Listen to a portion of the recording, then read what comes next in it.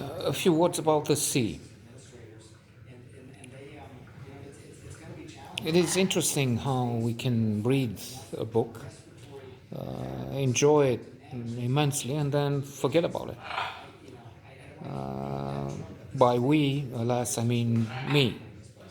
Um, and it is rather upsetting, embarrassing. I've read The Sea, John Banville. I've liked it, but watching the movie, I just couldn't. Termina.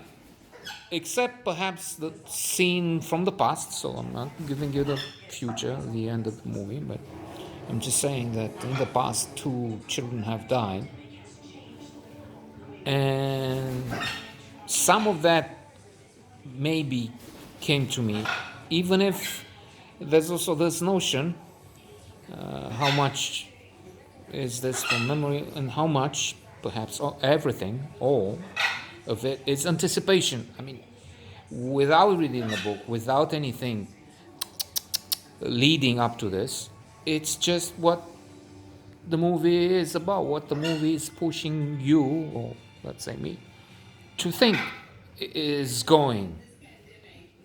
Especially when tension is building up, when people, characters in the movie are by the sea again and again, and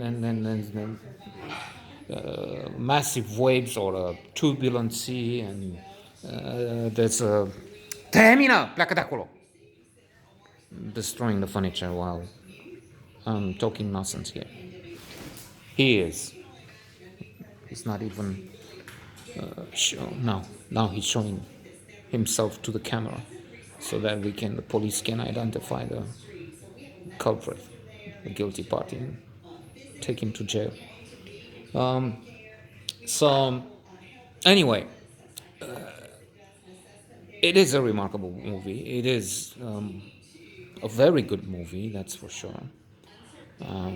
Art, no question about it. It is not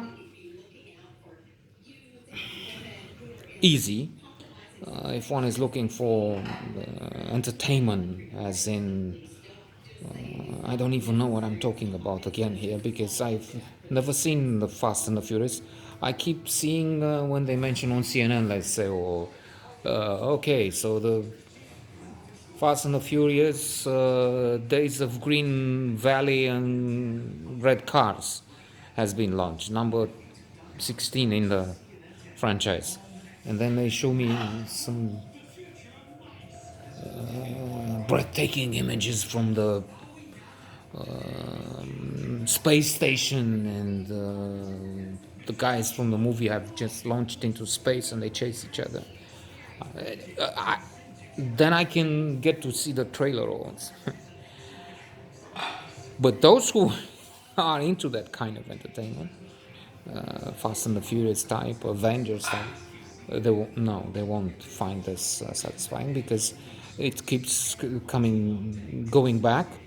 There's Max, middle-aged, over middle-aged, and he's thinking about the past. He doesn't have to think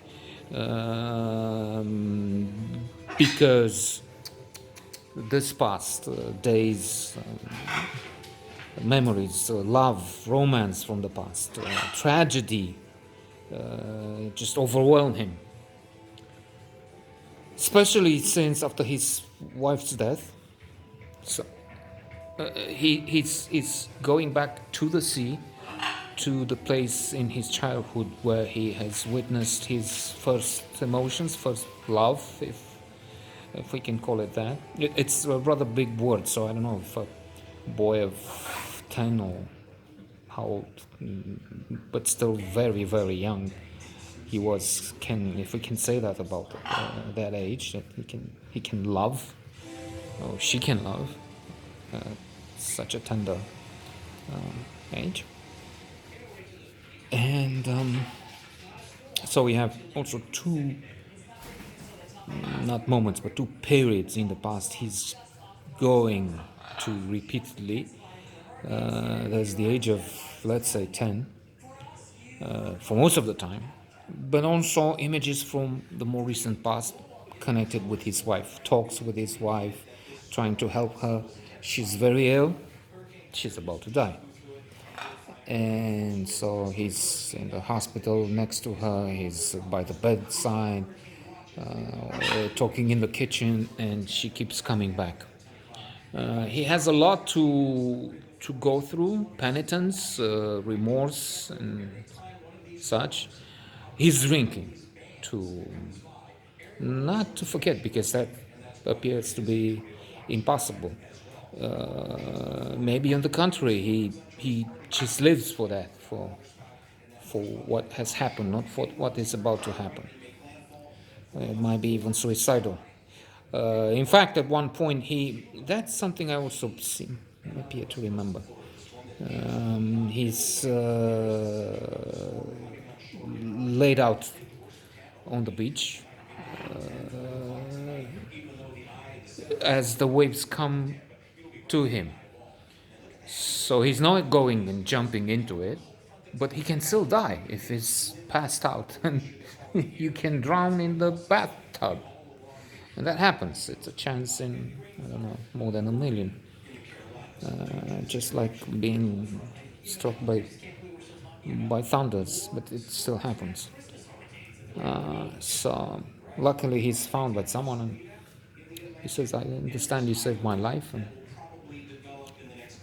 because he wakes up after. So there's a lot in there. There's cheating, there's love in the past. There's this man who has 2 children, but he's cheating on his wife like crazy. It is seriously, gravely. Charlotte Rampling is a landlady, and to end with, striking, powerful,